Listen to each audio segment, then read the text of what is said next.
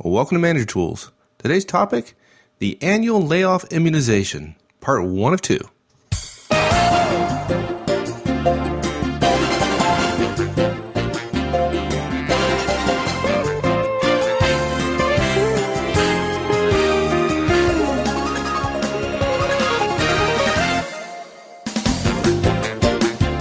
Hi everyone, this is Mike, and welcome back to Manager Tools.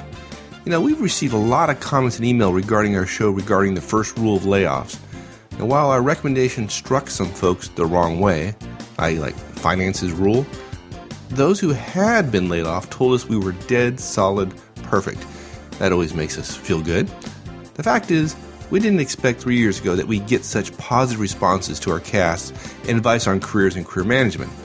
We should have seen it, but we didn't. And you'll learn why in this week's cast. But we are listening, and thus this week's cast.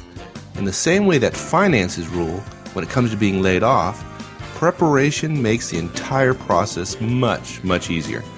Both of these recommendations stem from a simple principle. Decisions of import made under pressure are dangerous, sometimes deadly. So this week, our Annual Layoff Immunization Guidelines. Here we go.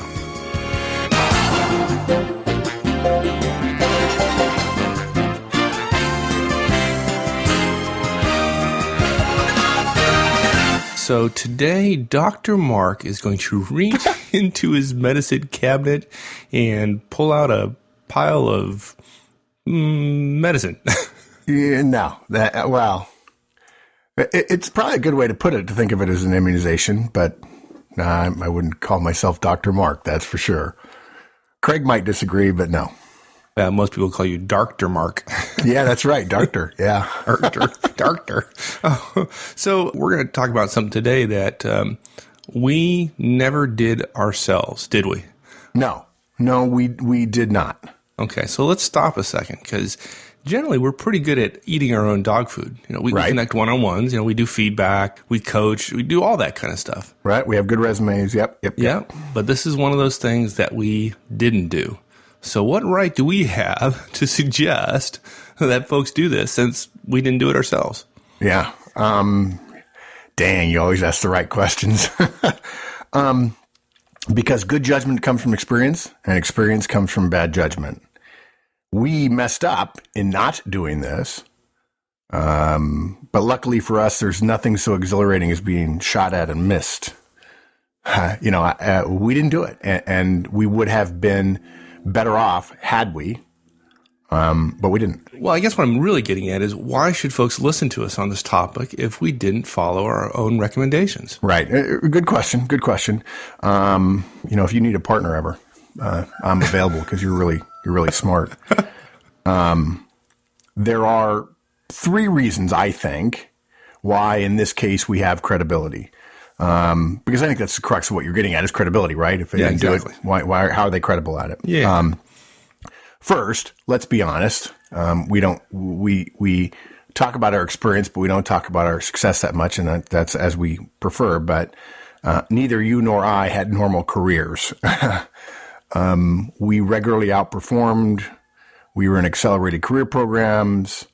You had senior folks looking at your work, so did I.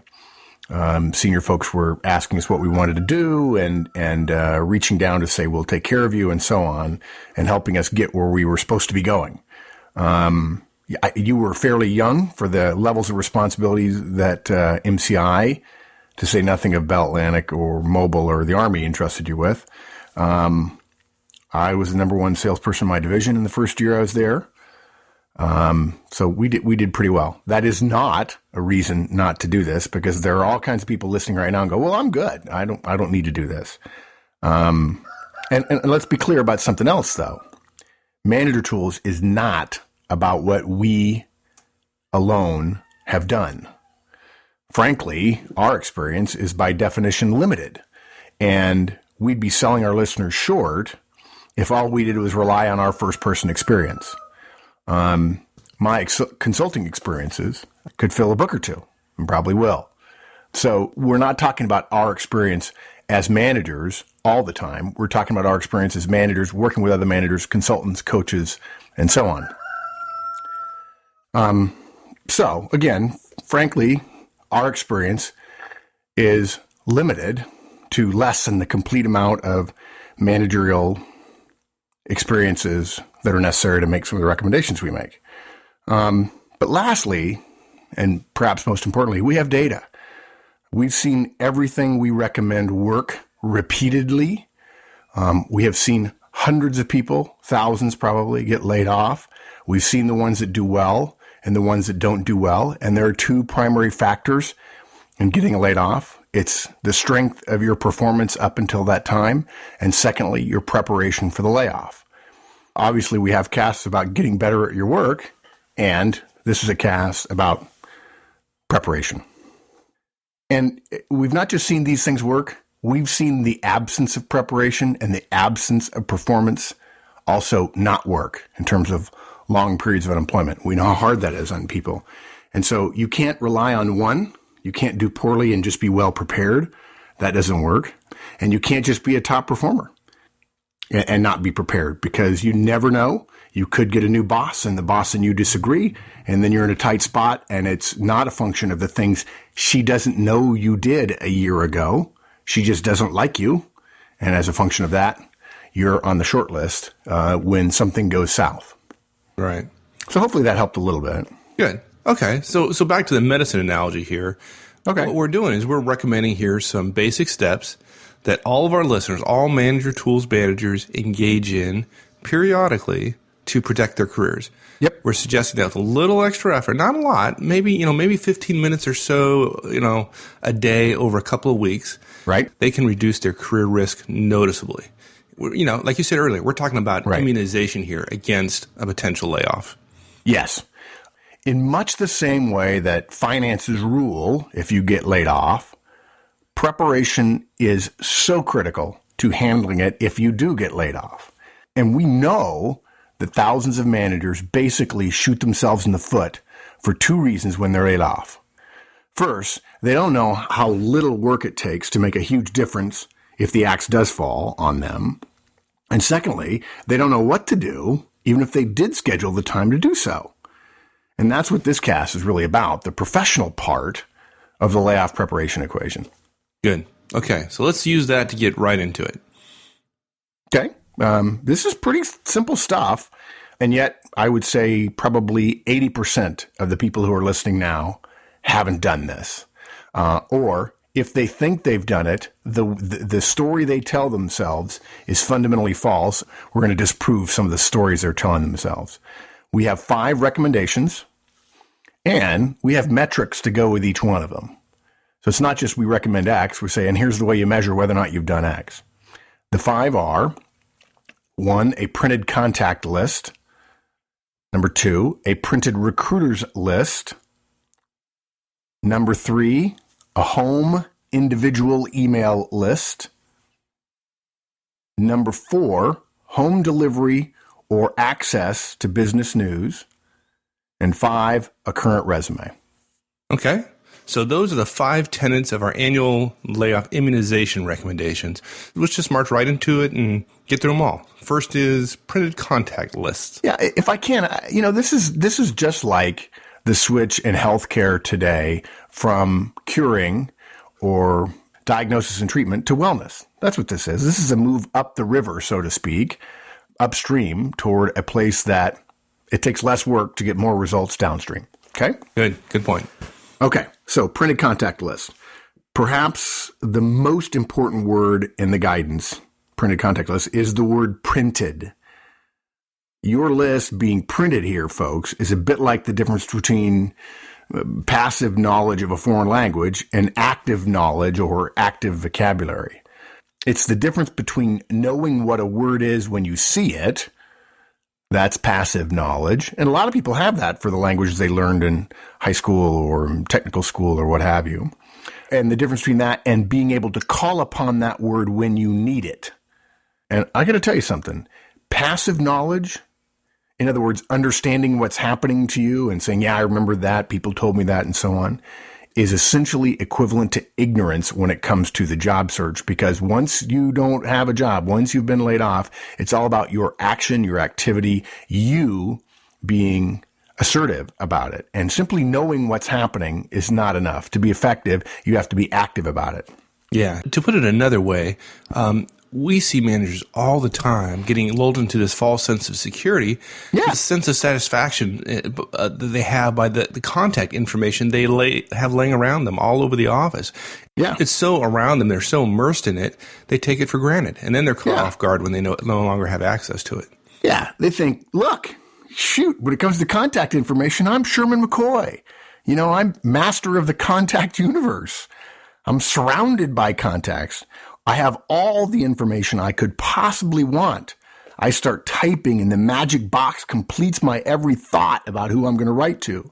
You know, it's like Tom Hanks in Castaway. I have made contacts. You know, I have told many folks that I've met that one of my favorite books about the business world is Disclosure by Michael Crichton. It's the one that was made into a movie starring Michael Douglas and Demi Moore and Donald Sutherland was in it too. And the book really captures a lot of the subtleties of the business world that so many thrillers, so many books, novels that use as a backdrop a business, usually a large one, where the CEO kills somebody, quite frankly. Don't they all? They just fail to accurately capture the world of business, probably because they weren't written by somebody who had a job at a large or medium-sized corporation. And look, it's worth reading as long as you can see past the screed that he's writing about sexual harassment in the workplace. Anyway, there's a part in the book, and by the way, the movie does a good job, but the book really describes a lot of things that, of course, can't be translated into the movie as well. But there's a part in it where once the scandal happens, Michael Douglas comes to work one day, gets an unusual or threatening email, I don't remember exactly what it is, from an anonymous source, and attempts to use his sysadmin abilities to trace the actual sender. And then he discovers that all of his privileges have been removed.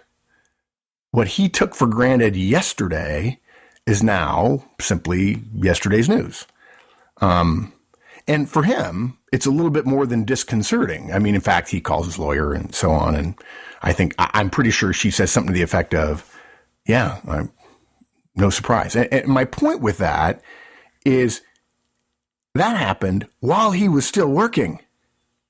Right. Yeah. So, let alone being ushered out of the office, which is exactly what often happens. Not always, but what often happens. So folks think they're fine until they lose access at work. And so we're talking about taking some steps to make sure that you don't all of a sudden get marooned on an island with nothing. Yeah. Everything's fine until you lose access at work. So folks, it's time to start printing out your contact information. We don't care how easy it is now or how easy it will be to log in from home.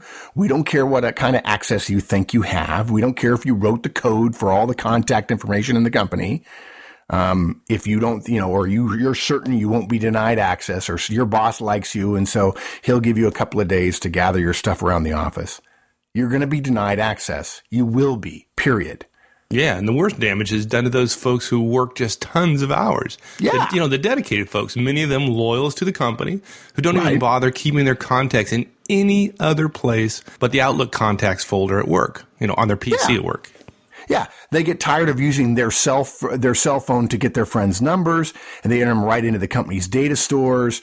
And heck, why bother maintaining two sets of data when keeping up with one is hard enough? Look. When I got fired, my bosses denied me access to everything.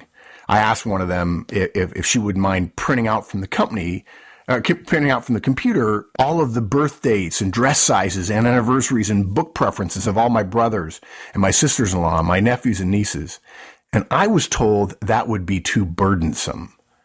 And look, not that my example is common, but I assumed that folks would be calling the office and they'd be told how they get a hold of me. But the owners of the firm started telling everyone they didn't want to have to give out my contact information because they said they didn't want to obligate me to make long distance phone calls in return because they were worried about my income, my ability to pay my phone bill. You gotta be kidding me. Which is just, and if you're looking for a way to justify something that maybe didn't work out right or ended up not being good. That's the kind of things that companies say. Of course, now companies simply say nothing and they stonewall all such questions. It was a little bit comical, and it was totally intentional. Yeah. And it wasn't because they disliked me particularly. It was a function of, okay, he doesn't work for us anymore. How do we limit access and availability and those kinds of things? And you just don't expect it because, gosh, why would they lay me off when they're relying on me for so much this week?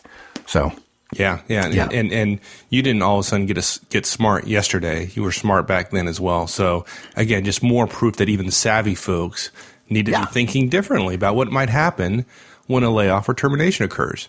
It pays to have engaged in some simple, basic actions now. Putting out your contacts now is one of them. Yeah. Okay, let's also address a couple other comments we hear. I hear this all the time. Hey, Mark, I don't need to do that. I have LinkedIn with all my network or contacts there in LinkedIn. Yeah, something tells me that you don't quite agree with that line of reasoning. Yeah, duh. Look, I did a quick test of some folks recently that were talking about LinkedIn. I asked how many of them had their boss and 50% of their coworkers in their LinkedIn or Plaxo or whatever database. None did. And they were completely reasonable in their answer. They all said, look, I see them every day. Why do I need to do that? Or they're in the Office database, right? Plaxo or LinkedIn, they're all for external stuff. But it's easy for folks to think about the unthinkable possibility of a layoff and then somehow dismiss contact information. Well, hey, lucky me, I have LinkedIn. Yeah. Yeah, you do, but it really won't help. Yeah, so. It won't. It's not comprehensive. It is not, in my experience. Look, we like it. It's great. Use it. Don't kid yourself that it is all the people that you want to be able to stay in contact with. Now, look, please don't send us an email with the incredibly high number of contacts you have in LinkedIn. We're neither impressed nor unimpressed. It simply is not for most people, and we're trying to reach most people. It's not for most people the place where all of their contacts are, because very few people have a place where all of their contacts are. So yeah, okay, maybe. What about cell phones? Lots of folks store contact information there. Yeah, and interestingly enough, some of those phones are from their company. Oh. Okay, but we assume folks know better than that. Bad assumption. I mean, this happens all the time. I mean, the entire layoff trauma is built on a set of assumptions that starts with it won't happen to me. And then after that says, well, if it does, I'll have time. Or if I don't have a lot of time, I'll be able to do what I need to do, or I'll be able to get at it some other way. And we find that those dominoes fall and fall and fall and fall. And then somebody realizes, dang, with a couple of hours, a couple of months ago, even if it was only a couple of months old, I would have all this stuff printed out, emails, phone numbers, all that sort of stuff, and it'd be a no-brainer. But they made a bunch of assumptions. The assumptions were all wrong, and then they're left holding the bag. Okay. Oh, okay. What about personal phones? Oh, okay. Technically, it's a solution, but I feel like it's a weak one. Knowing someone's cell number, which is what people tend to have in their cell phones, isn't all that great in terms of complete as far as information goes about that person.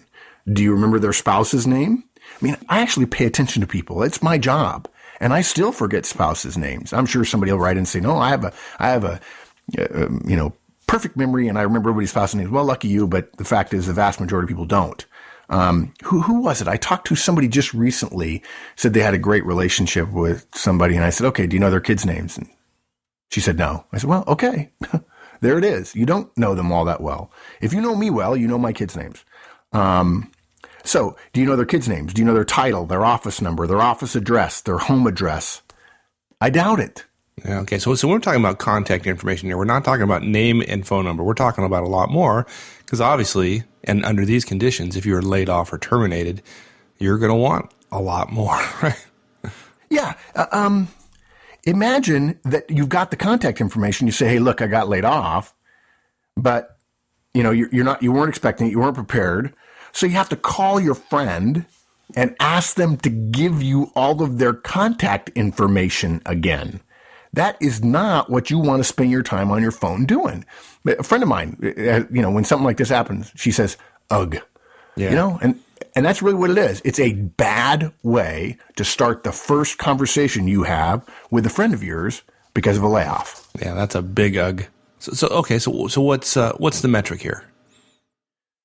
Okay, let's make everybody angry by showing them how not ready they are for this inoculation step. This is why I put it first. The standard is 100 contacts printed at home. Names, physical address, email address, phone number. 1 is required, but 2 is smart. And family names as well, spouse and kids. Current within 180 days. Okay, I think that's measurable. That'll make some people angry, won't it? Yeah. Okay. And now there are people who say, I don't know 100 people. Okay, fine. Be complete with your list, and then I'll tell you, you're not working hard enough on building your network. If you don't know 100 people, my guess is the circle that you do know is pretty tightly tied either to your industry or geography in a way that will limit your ability to be effective in a job search after a layoff, or for that matter, and of course I assume everybody understands this, we say layoff, that's a nice way, but it could also be termination. This works equally well in the event of a termination. Good. Okay, yeah. That's a good goal. Yeah, somebody has 25, then their first goal, they print out 25, they have it at home. They got 25. And then they go build it to 100. That's their first task. Yeah, exactly. And maybe it's just, maybe it's 5 a month, right? Or maybe it's 10 a month. And I wonder, we've put out the cast, haven't we, about I know we've talked about it at a conference, with the idea of a recommendation for the effective executive or manager's week includes 1 network building lunch a week. Sure. Oh, right? Sure. I'm sure we've put that out. Yeah. That's 1 person. I mean, that's 50 a year if you do 1 a week. Yeah. Then 100 becomes simple. Simple. Yeah. Unless you get laid off, more than once every 2 years. So yeah, if that's the case, then you need to make some different choices or look at yourself in the mirror. Yeah. Okay. All right, folks. There you go. Part 1 of 2 for the annual layoff immunization. We'll finish this up next week. In the meantime, if you have any questions, comments, suggestions, whatever, feel free to join us in the discussion forums, www.managertools.com/forums. Hope to see you there. All right, folks, we'll see you next week. So long.